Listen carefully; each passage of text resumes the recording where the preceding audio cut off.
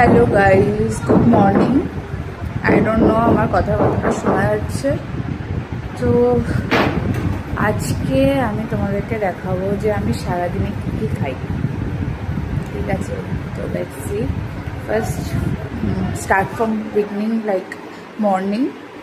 আমি যেটা করেছি সেটা হচ্ছে এটা মেথি সারা রাত ভেজানো, সেটা জল হালকা একটু উষ্ণ করে নিলাম, আমি গ্যাসের স্টোভে উষ্ণ করে নিয়েছি, আর সেটাই এখন আমি প্রথমে খাবো।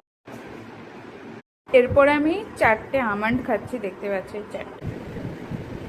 খাবো ব্রেকফাস্টে 2টো ডিম সিদ্ধ, একটা পাউরুটি দিয়ে আমি খাবো পিনাট বাটার এভরিবার।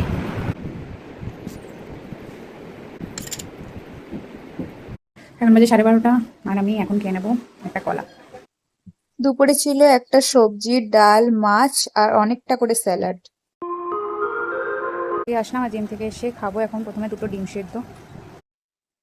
রাতে খেয়েছিলাম 1 বাটি হালিম।